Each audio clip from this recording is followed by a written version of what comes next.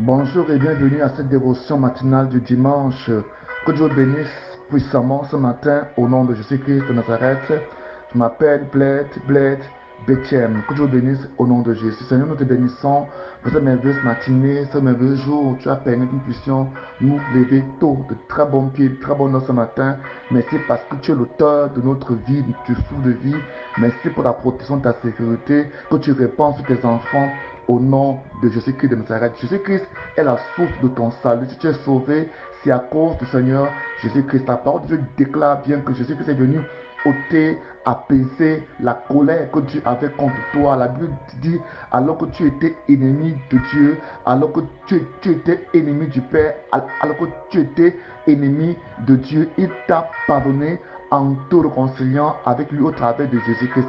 Donc Jésus-Christ est venu porter, n'est-ce pas, le jugement qui était destiné. Jésus-Christ est venu porter, n'est-ce pas, le jugement, la colère de Dieu que Dieu avait envers toi. Cette colère-là a été déversée sur Christ.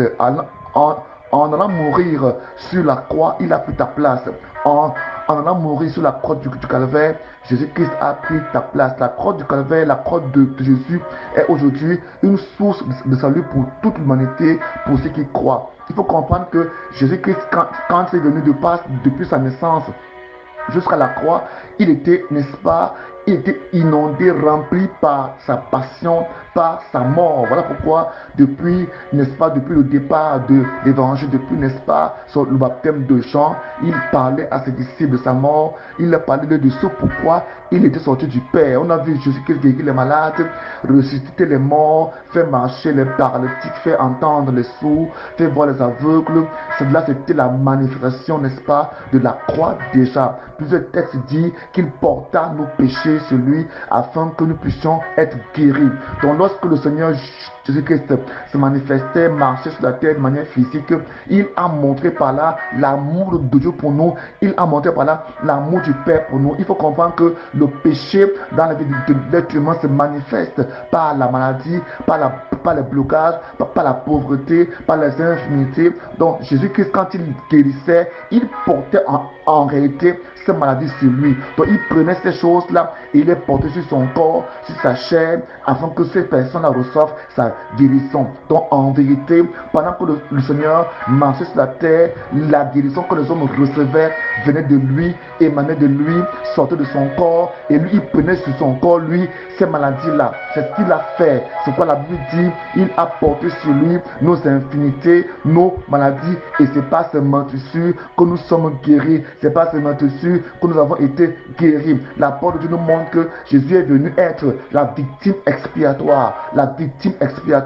pour tes péchés. Il est donc venu te réconcilier avec Dieu afin que à partir de cet instant, tu deviennes enfant de Dieu, non plus créature de Dieu, mais enfant de Dieu. Donc Jésus-Christ est venu, Jésus-Christ est une plateforme de réconciliation entre Dieu et toi. Comprenons que Adam était, n'est-ce pas, a été la source des problèmes, la source, n'est-ce pas, de l'inimitié, la source qui a provoqué la colère de Dieu sur le monde, sur toute la descendance d'Adam. Alors Jésus est venu pour apaiser, pour enlever la colère de Dieu sur ta vie en prenant, n'est-ce pas, ce qui attirait le jugement de Dieu sur toi, sur lui. Il pousse ça sur son corps. Donc ton péché, mon péché, le péché du monde entier, il a retiré cela, il a pris ça sur son corps. Et c'est voilà pourquoi quand il est parti mourir sur la croix, à partir même de Gethsemane, quand Jésus-Christ se tient à Gethsemane, il ressent de la tristesse parce qu'il voit la mort. Il porte déjà à partir de cet instant le poids de la culpabilité, le poids de l'iniquité de l'être humain, du monde entier, depuis l'heure jusqu'à la fin de la création. Il a pris tous les péchés du monde entier, même les péchés les plus noirs, même les péchés les plus exécrables. Il les a portés dans son corps, dans sa chair, et à partir de cet instant, il commence à ressentir des angoisses, de la peur, des angoisses. Ces angoisses-là, c'était, n'est-ce pas, lié au péché, c'était lié à ton péché. Il faut comprendre que le péché apporte dans la vie de l'être humain la peur, les angoisses, la culpabilité, la folie, les problèmes mentaux, les problèmes physiques, physiologiques. Le péché a des conséquences irréversible. Et à la fin, le péché apporte la mort physique et la mort éternelle. C'est ce que Jésus-Christ est venu porter. Il est venu enlever de toi ces choses et ses conséquences. En allant mourir à la croix, la Bible déclare qu'il a été jugé, il a été condamné coupable. Parce que justement, oui, il était coupable parce qu'il a pris mes péchés pour qu'aujourd'hui tu sois sans péché. Il a versé son sang pour qu'aujourd'hui tu reçoives sa justice, sa sainteté, l'approbation de Dieu dans ta vie. Alors aujourd'hui, tu dois, n'est-ce pas, accepter ce sacrifice. Tu dois accepter le don que Jésus-Christ te fait. Tu dois accepter le don, la grâce que Jésus-Christ t'accorde par son sang, par sa vie, par sa mort. Donc aujourd'hui, comprends de manière définitive que Jésus est allé mourir pour toi, pour que tu vives. Jésus s'est appauvri pour que tu sois riche. Jésus-Christ t'a réconcilié avec Dieu.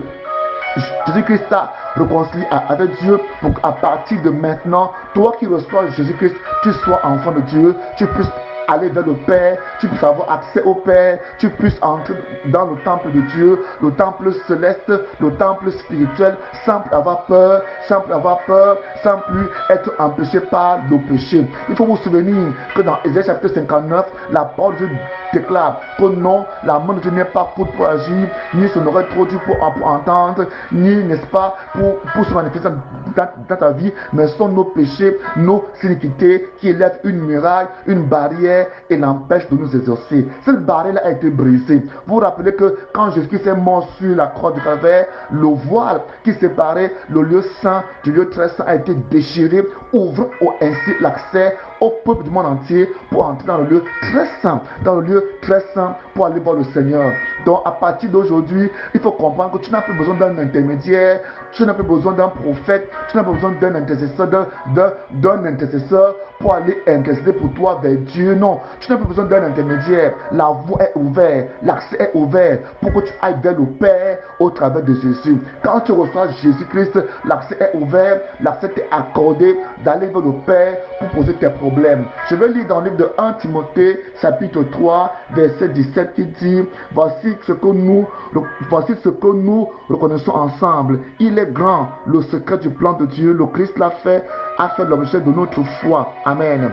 Il s'est révélé comme un être humain. Il s'est révélé comme un être humain et déclaré juste par le Saint-Esprit. Il a été vu par les anges et il a été proclamé parmi les non-juifs.